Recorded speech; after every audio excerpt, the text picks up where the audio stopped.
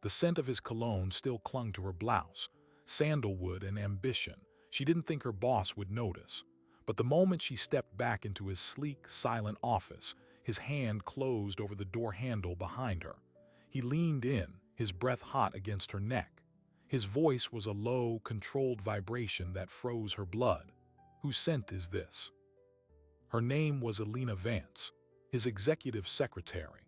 For 3 years, she navigated his mercurial genius, his impossible standards, and the immense power of Thorn Global. But this was a new line. A private scent had become a public accusation in the space of a breath, and the question hanging in that locked room was no longer about perfume. It was about trust, territory, and how far a man used to owning everything would go to claim what he thought he smelled. Elena hadn't planned on working for a man like Julian Thorn. With a degree in corporate finance and fluent in 3 languages, she'd interviewed at Thorn Global for a junior analyst role. But Thorn himself had seen her resume, and more importantly, he'd seen her during the panel interview. Calm under fire, precise with numbers, unreadable. He'd created the executive liaison position for her that same afternoon. It wasn't a promotion. It was a reassignment of a vital resource to his direct command. Her salary doubled. Her access became total. Her life became his schedule. For 3 years, she mastered the architecture of his mind. Julian Thorn didn't just run a multinational holdings company. He conducted a silent war across industries. He remembered everything. The temperature he preferred his coffee, the exact wording used in a contract clause from 2 years prior, the subtle shift in a competitor's voice that meant they were bluffing, and he expected the same preternatural recall from her. She became an extension of his will, scheduling his brutal mergers, managing his opaque charities, and insulating him from a world he considered hopelessly mediocre. The rules were simple, unwritten, and absolute. Never be late, never make the same mistake twice, and never ever let the outside world touch the inner sanctum of his operations. His office was a controlled climate, literally and figuratively. The air was filtered. The lighting was perfect. The only scent was the clean, sharp note of ozone from the air purifiers and the faint, expensive leather of the furnishings. To bring in the smell of subway exhaust or cheap perfume or another man's lunch was an affront, a contamination, which made the lunch with David Chen such a calculated risk. Chen was the founder of Axiom Tech, a bleeding-edge artificial intelligence startup. Thorn Global wanted to acquire it, badly, but David Chen was young, brilliant, and resistant to being swallowed by a corporate giant. He preferred informal meetings, neutral ground. He'd suggested a new, trendy fusion restaurant across town. Elena had known presenting this to Julian would be a problem. He hated restaurants he didn't control. He hated drives across the city in traffic. He hated dealing with idealism masked as business. So she proposed the alternative. "Let me go." She laid out the logic. Chen was skittish. A one-on-one with the formidable Julian Thorn might scare him off. A meeting with his articulate, knowledgeable secretary, however, could be framed as a casual exploratory chat. She could gather intelligence, build rapport, and assess the real price of his resistance. Julian had stared at her for a full minute, his dark eyes missing nothing. He'd finally given a single, curt nod, but the permission had felt like a test. "Go, be my eyes and ears, and do not get any of him on you." The lunch was a success. David Chen was charming, passionate about his company's ethics, and subtly probing about Thorn's intentions. They'd spoken for 2 hours. He'd leaned in close over the small table to sketch a neural network diagram on a napkin. His cologne was distinctive, a complex blend of sandalwood, vetiver, and something metallic, like ozone after a lightning strike. It was the scent of new money and disruptive ambition. Elena had returned to the Thorn Tower at 3:22 p.m., her mind full of technical details and negotiation points, a folder of Chen's preliminary data under her arm. She walked past the silent rows of executive assistants, their eyes briefly flicking up from their screens. The hallway to Julian's office was a tunnel of soundproofed glass and brushed steel. Her heels made no sound on the dense carpet. She expected him to be in a meeting. His schedule showed a conference call with Singapore, but his office door was slightly ajar. The lights were low. He was standing at the wall of windows, his back to the room, a crystal tumbler of water in his hand. The city stretched out below him like a circuit board he owned.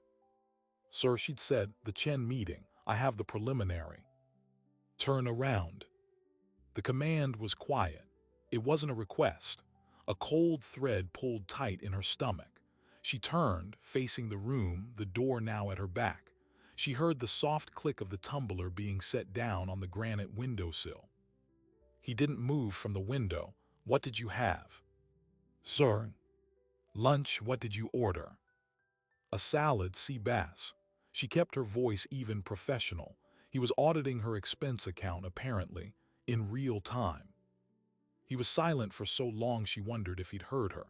Then he moved, not toward her, to the door. In 3 long, silent strides he was past her, his hand closing on the polished chrome handle. The soft, decisive thud of the magnetic lock engaging was the loudest sound in the world. He turned, his body now blocking the only exit. That was when he approached, not to his desk, to her. He circled her, a predator assessing. She held her breath, the folder a brittle shield against her chest. He stopped behind her. She felt the heat of him, the disturbance in the sterile air. Then she felt his breath warm against the side of her neck just below her ear. He inhaled, slowly, deliberately. The scent of his cologne still clung to her blouse. Sandalwood and ambition. She didn't think he'd notice, but he noticed everything. His voice, when it came, was a low, controlled vibration that seemed to travel up from the floor through the soles of her feet. "Whose scent is this?" "It's the client, sir, David Chen. We met at a restaurant, it was crowded." He didn't respond to the explanation. The why didn't matter. The contamination did. He moved around to face her. His eyes, usually so focused on screens and documents, were locked on hers. Dark, fathomless, churning with something she had never seen in him before. It wasn't anger. It was a raw, possessive fury that had been ambushed. "You let him this close." It wasn't a question. It was an indictment. She had allowed an outsider's presence, his very signature, to penetrate this room, to linger on her skin, on the fabric of her blouse, the uniform of his empire. "I was doing my job," she said, her own voice surprising her with its steadiness. "Your job," he said, taking one final step forward, eliminating the last of the professional distance between them, "is to represent me, not to come back smelling like a stranger's desire to impress." The accusation hung in the air, more intimate than any touch. He wasn't just criticizing a negotiation tactic. He was claiming that the scent was a message, a challenge, left by another man on what he considered his territory. Her. Before she could form a rebuttal, his hand came up, not to strike, but his fingers brushed, feather-light, against the silk of her blouse, just over her collarbone where the scent would have been strongest. The touch was electric, violating, and utterly possessive. She flinched. It was involuntary. He froze. His eyes dropped to where his fingers hovered, then back to her face. The controlled fury sharpened, focusing into something infinitely more dangerous. That flinch, that tiny proof that his touch, not Chen's scent, was what truly alarmed her.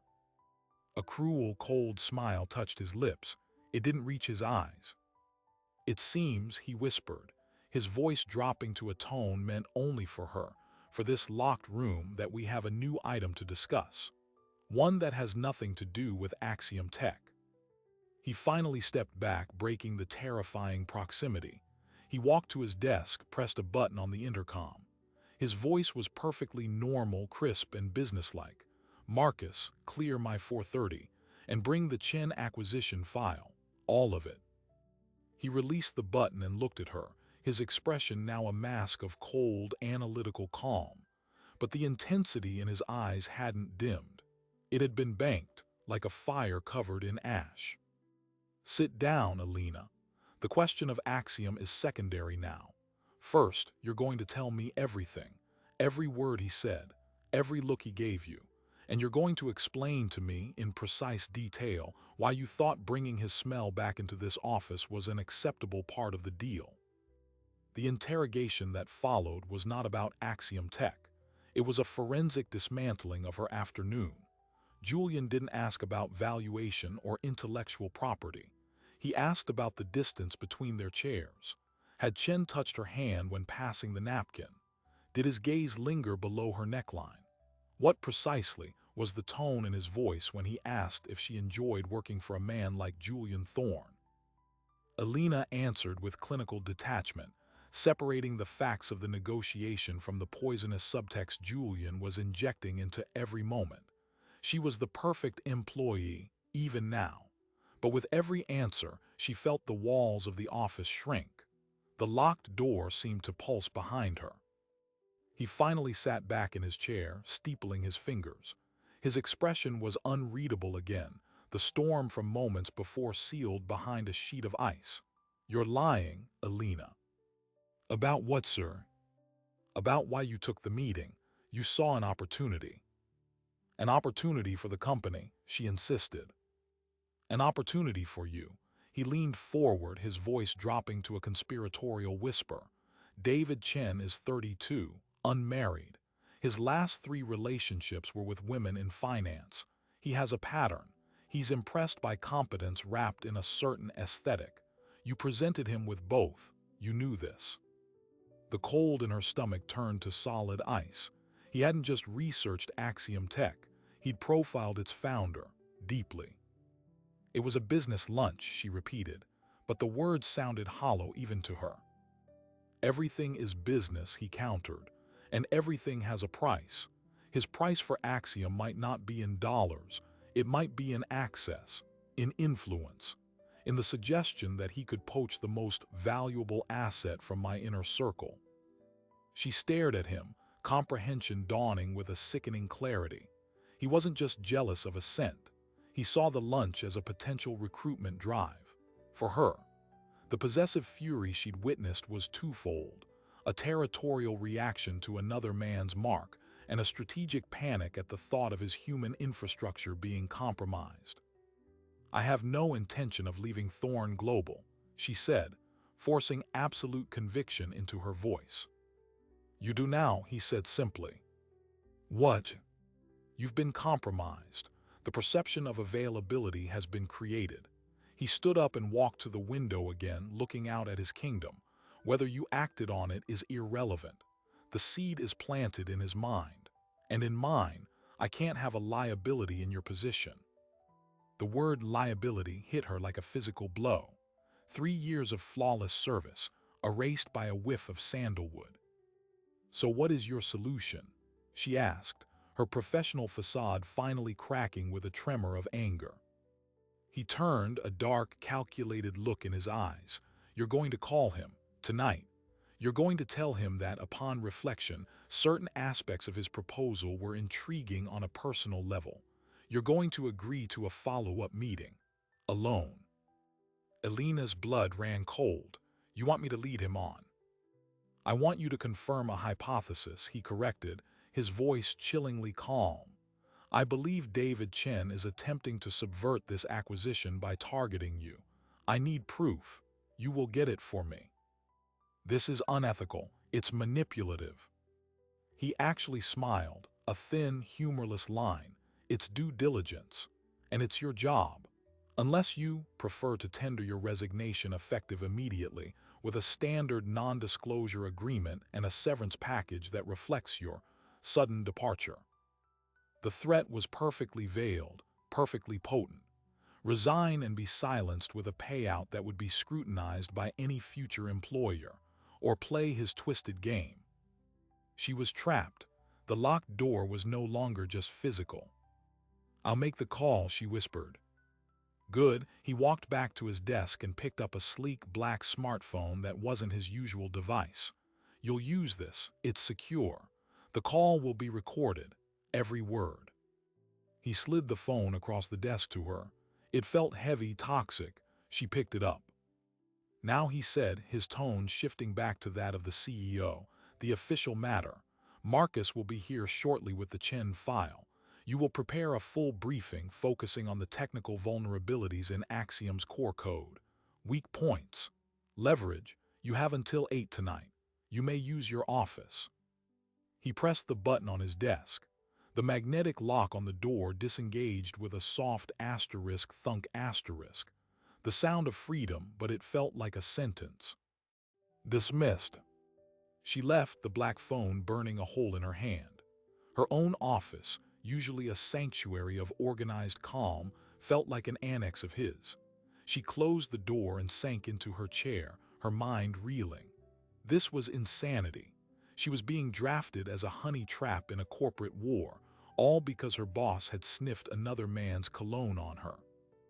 At 6:15, Marcus, Julian's imposing head of security, delivered a thick dossier.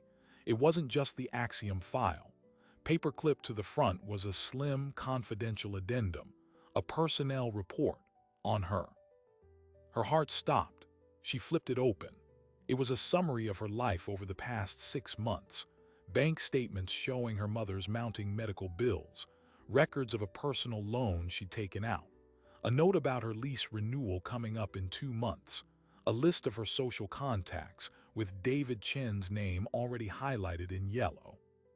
He hadn't just profiled Chen, he was profiling her, assessing her pressure points, her vulnerabilities. The severance threat wasn't random, it was tailored. He knew she couldn't afford to be unemployed. The betrayal was so profound it felt like a vacuum in her chest. Her loyalty, her discretion, her tireless work, it all meant nothing. She was just an asset on a balance sheet, and he just discovered a new column for potential risk. Anger, hot and clean, cut through the shock. She wasn't a liability, she was a person, and he had just crossed a line from which there was no return. She looked at the black phone. Then she looked at her personal cell buried in her bag. A dangerous, reckless idea began to form. At 7:55, she walked back into Julian's office. He was still there, the city lights painting his profile in blue and white. The Chen dossier, now filled with her notes, was in her hands. "Your briefing," she said, placing it on his desk. He didn't look at it. "Did you make the call?" "Not yet. I need clarity on the objective. Am I proving he's unprofessional, or am I proving he's interested in me? The legal ramifications are different." He finally turned, studying her. The fear he expected to see was gone, replaced by a cold, analytical resolve that mirrored his own. It seemed to give him pause, and a flicker of something like respect crossed his features. "Prove he's a distraction," he said. "That his interest in you compromises his judgment and his value to this firm. The rest is incidental." "Understood," she nodded. "I'll call him at 9 from a neutral location, a bar. It will seem more natural." He approved with a slight nod. "Send me the address. Marcus will provide discreet oversight."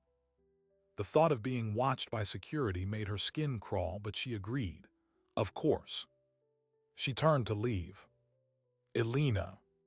She stopped, her hand on the door handle. "The scent," he said, his voice low. "Don't wear it again."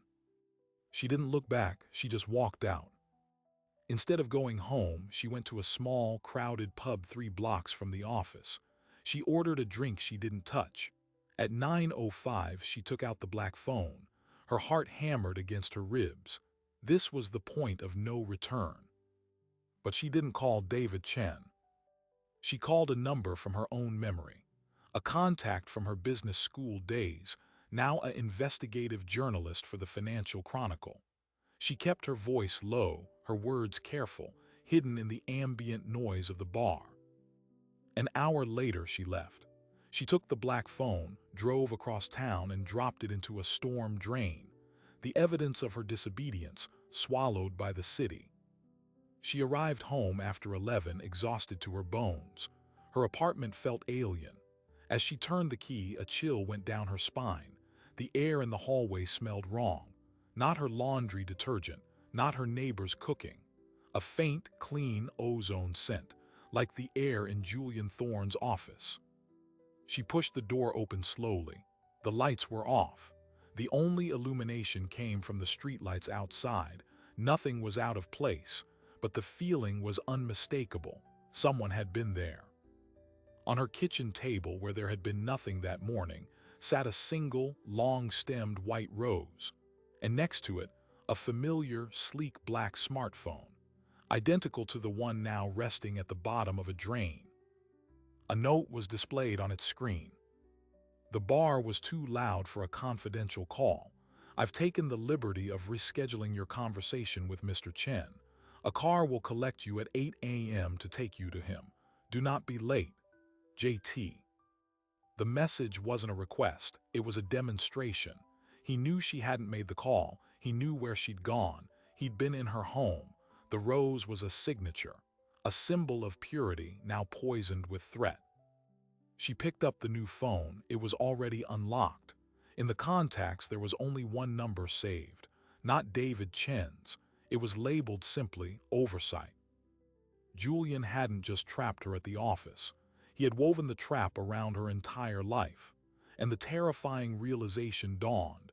His obsession wasn't just about business. The scent, the interrogation, the surveillance, it was personal. He wasn't just protecting an asset. He was staking a claim. The game had changed. She was no longer just an employee being tested. She was prey being circled. And the morning would bring a meeting she never agreed to, under the watchful eye of a man who now knew he could enter her world any time he pleased. The black sedan arrived at 7:58, not at her apartment but at the coffee shop on the corner where she'd gone, hopping for a sliver of uncontrolled space. The driver, a man she recognized from Thorn Global's security detail named Silas, simply held the door open. His expression was blank professional. Mr. Thorn's instructions are precise, Ms. Vance. Your meeting is at 9. She was taken not to an office but to a private members' club in the financial district, all dark wood and hushed conversations. David Chen was already there, waiting at a secluded booth. He stood as she approached, his expression a mixture of confusion and concern. Alina, he said, I got a message from your office rescheduling. Is everything all right? She forced a smile, sliding into the booth opposite him. Everything's fine, just a hectic morning. She was acutely aware of the weight of the black phone in her purse, undoubtedly transmitting every word. The conversation was stilted, surreal. Chen, picking up on her tension, leaned in and lowered his voice. Look, if this is about the acquisition pressure, I want you to know I respect you. I'm not trying to put you in a difficult position. He was being decent, kind, even, and she was leading him into a trap.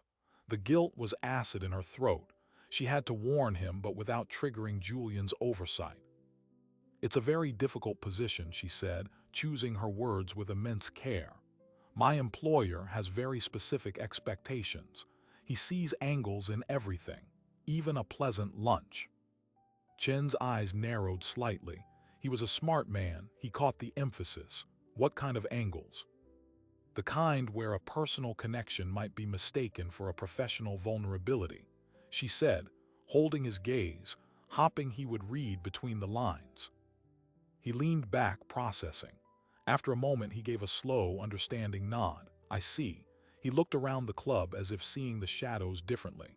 Then he smiled, but it didn't reach his eyes.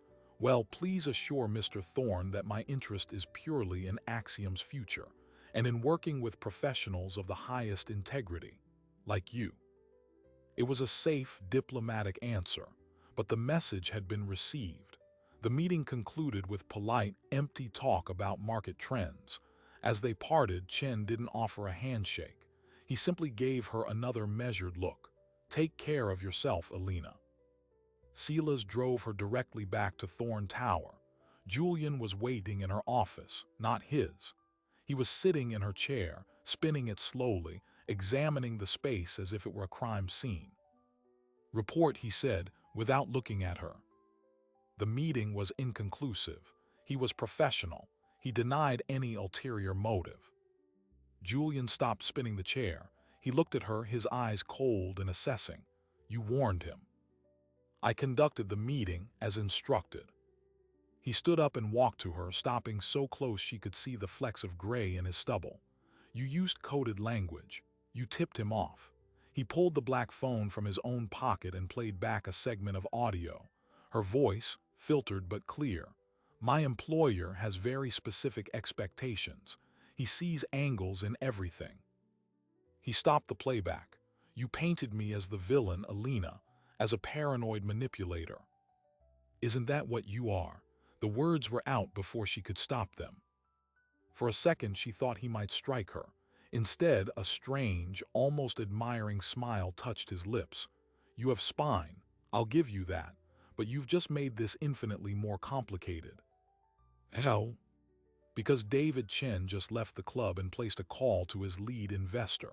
A call my team intercepted. He's now considering a hostile counteroffer from a rival firm, Vega Capital.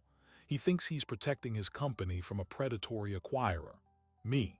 You didn't just fail your task. You've activated a competitor. The floor seemed to drop away.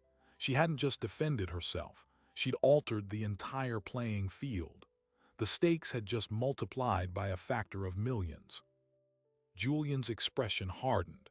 Your value as an operative is null, but your value as a lesson is now paramount. What does that mean? It means you're going to sit at that desk and watch what happens when you defy me. He walked to the door. You're not fired, you're benched. Every piece of critical work will be rooted around you. Your access is revoked. You will come to this office, you will stare at a blank screen, and you will understand the cost of your sentimentality. For the next 3 days, that's exactly what happened. Alina was a ghost in the machine. Emails stopped. Calls ceased. Colleagues averted their eyes. She was a living example of Julian Thorne's disfavor. The isolation was a psychological torture more effective than any shout.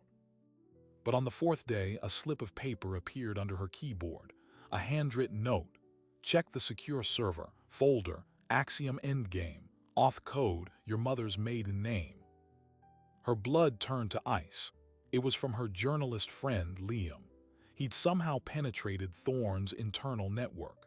That night, from a public library computer, using a trail of encrypted proxies Liam had set up, she accessed the folder. It wasn't just an acquisition plan. It was a blueprint for dismantling. Julian didn't want Axiom's technology. He wanted to kill it. The plan detailed how, after acquisition, he would mothball Axiom's core AI, fire its ethical research team, and strip its patents to integrate into a Thorne Global Defense subsidiary. The subsidiary had a 9-figure contract with a foreign government with a known terrible human rights record. The AI would be weaponized for surveillance and crowd control. David Chen's fears were not just about corporate culture. They were prophetic. Julian was the monster he'd suspected. But the final document in the folder was the real shock. It was an internal memo, dated 2 weeks before her lunch with Chen. Subject: contingency for Vance disloyalty. It outlined a plan to use a perceived romantic entanglement with an acquisition target as grounds for termination with cause, thereby invalidating her severance and non-disclosure payout. It even suggested leveraging her mother's medical debt to pressure her into signing a more restrictive non-disparagement agreement. The lunch had never been the trigger. It had been the pretext. Julian had been looking for a way to cut her loose without cost for weeks, perhaps because she knew too much about other, older operations.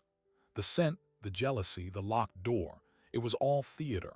A meticulously staged drama to make her feel uniquely targeted, to obscure the cold, financial calculus underneath. The betrayal was so complete, so clinical, it stole the air from her lungs. She had been a variable in a spreadsheet, and he had engineered an emotional crisis to optimize her removal. She printed the most damning pages. As the library printer hummed, her personal phone vibrated. An unknown number. She answered. Alina Vance. A woman's voice said, crisp and official. This is Special Agent Miller with the Financial Crimes Division. We've received a tip regarding potentially illegal activities at Thorne Global. We understand you might have information. Would you be willing to meet? The world tilted. Liam had gone straight to the authorities. He hadn't just given her the information. He'd lit the fuse on a bomb with her standing at the epicenter. Before she could answer, a shadow fell over the library cubicle. She looked up. Silas, the driver, was standing there. He wasn't smiling. He placed a familiar black phone on the table in front of her. The screen was lit, showing a live audio waveform. It had picked up every word of the agent's call. The phone speaker crackled, and Julian's voice came through, calm and terrifyingly close. "Hang up the phone, Elena. Then turn around. We need to discuss what happens to whistleblowers who steal proprietary data, and what happens to their ailing mothers when they lose their company health insurance." The line went dead. Silas took a step closer, blocking her exit. The printed pages in her hands felt like a death sentence. The game was over. Julian had outmaneuvered her at every turn. He wasn't just her boss. He was the architect of her reality, and he had just demonstrated he could collapse it with a single phone call. Elena didn't hang up the phone. She looked at Silas, then slowly brought the receiver back to her ear. "Agent Miller," she said, her voice unnervingly calm. "I'm currently being detained by a Thorn Global security operative. The documents are in my hand. I believe my employer is about to attempt to destroy them. You might want to send someone." She placed the library phone back in its cradle. The line had gone silent on the other end, but the message had been sent. Silas's blank expression finally cracked, revealing a flicker of uncertainty. He reached for the printed pages in her hand. "I wouldn't," Elena said, not moving. "You heard the agent. This is now federal evidence. Touching it is obstruction." Silas hesitated, his hand hovering. The black phone on the table buzzed. Julian's voice, sharp now, devoid of its earlier calm, spat from the speaker. "Take the papers and bring her to the car. Now." Before Silas could move, the library's front doors swung open. Two people in dark suits walked in, accompanied by a uniformed police officer, Agent Miller and her partner. They made a direct line for the cubicle. The game board had just been flipped. The next 48 hours were a blur of interrogation rooms, sworn statements, and the cold, procedural machinery of the law. Elena handed over the documents. She told them everything, from the locked office to the staged meeting to the threats against her mother. The Financial Crimes Division, it turned out, had already been building a case against Thorn Global's defense subsidiary. Her documents were the missing piece, linking Julian's personal direction to the illegal weapons contract. A warrant was issued. Thorn Global's offices were raided at dawn. Julian Thorn was arrested in his penthouse, not for harassment but for conspiracy, fraud, and violation of international arms control agreements. The headlines were apocalyptic. Titan falls. The scent of scandal. Elena was placed in protective custody. The world saw her as a brave whistleblower. She felt like a shell, hollowed out by adrenaline and dread. Julian was in custody, but his network, his wealth, his sheer vindictiveness were not. Then on the third day, a message came through her lawyer. Julian wanted to see her, not in court, a private meeting. He had something to say, and he would only say it to her. Against the advice of the prosecutors and her own screaming instincts, she agreed. She had to see it end. She had to look him in the eye. They met in a stark, secure conference room at the federal building. He was in a detainee's uniform, but he wore it like a costume. His hands were cuffed, but his posture was of a man still in his throne. The guard stood by the door. "You look tired," he said, his voice quiet. "Why did you want to see me?" she asked, refusing to engage. "To congratulate you. It was a masterstroke, using my own surveillance to call the agents, turning my lesson into your podium. I misjudged you, not your intelligence, your ruthlessness." "This isn't about ruthlessness. It's about justice." He smiled, a weary, knowing thing. "Everything is about power, Elena. You just seized yours, and you used the perfect weapon, not the documents, the scent." She frowned. "What?" The scent of David Chen's cologne, he said, leaning forward as far as the cuffs would allow. That was your true weapon. You let me smell it. You let me see the contamination. You knew exactly what it would trigger in me, not just a business calculation, a primal one. You manipulated my obsession. You led me to overplay my hand, to move from strategic pressure to personal vendetta. You made it emotional, and emotional men make mistakes. Her blood ran cold. He was rewriting history, but with a terrifying grain of truth. She had known how he would react to the scent.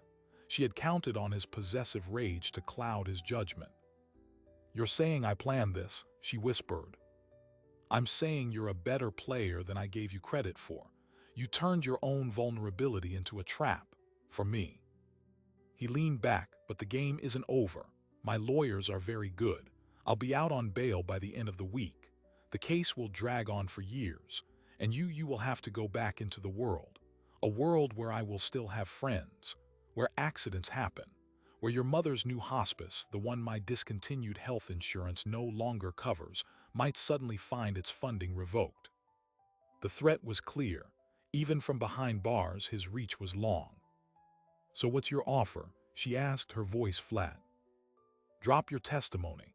Claim you were coerced by the prosecutors, that you misunderstood the documents. In return, I sign over a foundation in your name. It pays for your mother's care in perpetuity. You get a 7-figure settlement for wrongful termination. You walk away, wealthy and a philanthropist. I get the charges reduced. We both survive." It was the ultimate deal. Money for silence, security for justice. He was offering her a golden cage where she would always know he had bought her compliance. She looked at him, this man who had controlled her life for 3 years, who had invaded her home, who had weaponized her love for her mother. She thought of the Axiom employees whose life's work he wanted to turn into weapons. She thought of David Chen, who had tried to be decent. She stood up. "There's one thing you never understood, Julian," she said. "You thought the scent was about possession, about marking territory. But for me that day, it was just the smell of a job. A difficult, uncomfortable job I was doing for you. The only obsession in that room was yours, and it's going to cost you everything." She turned and walked to the door. "Elena," he called, his voice losing its composure for the first time, sharp with warning. She didn't look back. As the door closed, she heard the last thing he said, not a shout, but a low, venomous promise. "This isn't finished." But for Elena it was, she testified, fully, publicly, and without flinching. The trial that followed was a media circus. Julian's defense was aggressive, painting her as a scorned, manipulative employee. But the documents were authentic. The paper trail was undeniable. And the testimony of David Chen, who confirmed the strange, pressured meeting, lent credibility to her story. The verdict came down 8 months later. Guilty on multiple counts of fraud, conspiracy, and violations of the Arms Export Control Act. Julian Thorne was sentenced to 25 years in a federal prison. The day after the sentencing, Elena received a package, no return address. Inside was a small, sealed bottle of cologne, sandalwood and ambition, David Chen's scent. Attached was a simple card. It read, "For the next job interview, DC." She threw the bottle away, but she kept the card. With part of the whistleblower reward money, she paid off her mother's debts and secured her care. With the rest, she did something unexpected. She partnered with David Chen, not romantically, professionally. They launched a small, ethical consulting firm, advising startups on how to navigate predatory acquisition offers and protect their intellectual property. Their first client was a rebuilt Axiom Tech, now owned by its employees. Elena Vance never set foot in a corporate high-rise again, but she sometimes walked past the Thorne Tower, a monolith now bearing another company's name. She would look up at the windows of the corner office, now someone else, and feel nothing. No fear, no anger, just the quiet emptiness of a battle that was over. Then one rainy evening a year later, a letter arrived, forwarded from her lawyer. The envelope was plain. The postmark was from the Federal Correctional Complex. With steady hands, she opened it. It was a single sheet of paper, not a threat, not an apology. It was a list, 5 names. 3 were former Thorn Global board members. 1 was a judge who had dismissed an early case against the company years ago. The last was the chief of the hospice where her mother had stayed. Below the names, in Julian's precise, sharp handwriting, was a note. You thought you won by revealing my secrets, but you only saw the secrets I wanted found. These are the people who really signed the orders, who approved the contracts, who looked the other way. I was the face. They were the engine. They're still out there, and they think you're finished. I thought you should know you're not.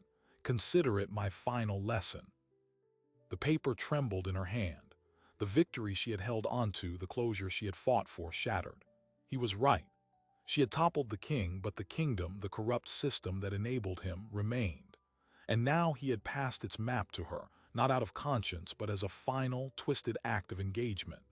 He was pulling her back onto the board, ensuring the game he loved would continue, even with him in a cell. She stood at her window, looking out at the city lights, the rain tracing paths down the glass. The scent of rain on concrete filled the room. It was clean. It held no memory of sandalwood or ambition or fear. She folded the letter and placed it in her desk drawer. She didn't know what she would do with it, but for the first time since walking into that locked office, the choice was completely, terrifyingly her own. The war was over. A new, shadowier conflict had just begun, and she realized with a cold certainty that Julian Thorne's final words to her had been the only true thing he'd ever said. This wasn't finished. So what was the scent, really? In the end, it was never about cologne. It was a trigger, a flashpoint that ignited a hidden world of control, exposing how easily professional boundaries can dissolve into personal dominion, and how power often masks its true workings behind a veil of emotion. Elena Vance's story is a modern parable. It begins with a single, intimate violation, a locked door, a whispered accusation, and spirals into a confrontation with a system far larger than one man. Julian Thorne wasn't an anomaly. He was a product, a logical endpoint of a culture that prizes acquisition above all else, that sees people as assets and loyalty as a currency to be spent. His final act, passing her that list from prison, was the most revealing move of all. It proved that the true enemy was never just the tyrant in the corner office. It was the silent network that enabled him. The complicit board members, the compromised officials, the institutions that looked away for a slice of profit. Toppling the king was a victory, but the kingdom, with its deep roots and shadowy architects, remained. This is the unsettling truth the story leaves us with. Real power doesn't always roar. Often, it works through quiet pressures, through manufactured dilemmas, through the exploitation of the very human bonds it pretends to value. It asks you to choose between your conscience and your mother's medicine. It dresses coercion as a test of loyalty. It makes you feel uniquely seen, only to remind you that you are utterly disposable. Elena walked away. She built something new on her own terms, but the letter in the drawer is a ghost, a reminder that the battle against such systems is never a single glorious victory. It is a quiet, meticulous, unending work of dismantling, piece by piece, document by document, choice by courageous choice.